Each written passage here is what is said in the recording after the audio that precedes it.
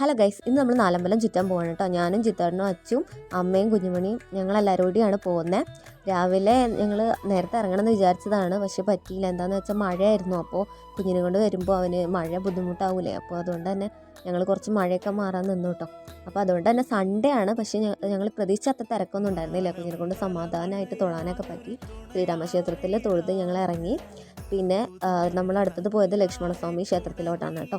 അവിടെയും അധികം തിരക്കൊന്നും ഉണ്ടായിരുന്നില്ല.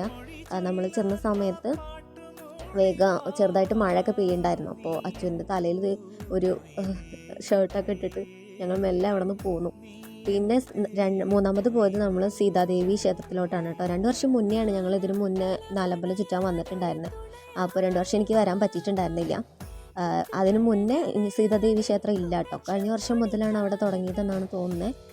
ഞങ്ങൾ ഇപ്രാവശ്യം പോയി തൊഴുതു. അത് കഴിഞ്ഞ് ഭരതസ്വാമി ക്ഷേത്രത്തിലോട്ട് പോയി.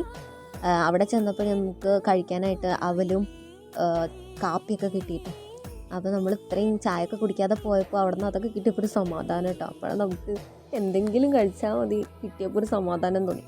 അത് കഴിഞ്ഞ് ശത്രുഘ്നസ്വാമി ക്ഷേത്രത്തിൽ കയറി അവിടെ നിന്നും തൊഴുതിറങ്ങി ഞങ്ങൾ ശ്രീരാമസ്വാമി ക്ഷേത്രത്തിലോട്ട് തന്നെ എത്തിയിട്ടോ. ഫുൾ ടൈം അച്ഛനും എടുത്തിട്ടുണ്ടായിരുന്ന ചിത്തേടം തന്നെയാണ്. അവനിങ്ങനെ അച്ഛൻ്റെ അടുത്താണ് ഇരിക്കാനാണ് അവന് ഏറ്റവും ഇഷ്ടം. അപ്പോൾ പിന്നെ ആ സമയത്തൊക്കെ അവൻ ചിത്തേടൻ്റെ അടുത്ത് തന്നെയാണ് ഇരുന്നുണ്ടായിരുന്നത്. നമ്മൾ പിന്നെ അമ്പലത്തിലെത്തി വരിയൊക്കെ നിന്ന് ഭക്ഷണമൊക്കെ കഴിച്ച് പിന്നെ പുറത്തിറങ്ങി കുറച്ച് സാധനങ്ങളൊക്കെ മേടിച്ചു. അച്ഛനൊരു പമ്പരൊക്കെ മേടിച്ചു കൊടുത്തു. അത് കഴിഞ്ഞ് ഞാനും കുറച്ച് സാധനങ്ങളൊക്കെ നോക്കി. ഞാൻ മേടിച്ചത് കമ്മലും ഒരു മോതിരൊക്കെ മേടിച്ചു. പിന്നെ കുറച്ച് ഫോട്ടോസൊക്കെ എടുത്തു. അച്ഛൻ്റെ ഫോട്ടോസൊക്കെ എടുത്ത് നമ്മൾ കുഞ്ഞുമണിയാണ് എടുത്തിട്ടുണ്ടായിരുന്നത്. അടിപൊളിയായിട്ട് ഫോട്ടോസൊക്കെ കിട്ടി. പിന്നെ നമ്മളൊരു 3 മണിയൊക്കെ ആയപ്പോഴേക്ക് അവിടെ നിന്ന് പോന്നു കേട്ടോ. വീട്ടിലെത്തിയപ്പോൾ ഒരു 4 മണി 4:30 ഒക്കെ ആയിട്ടുണ്ടായിരുന്നു.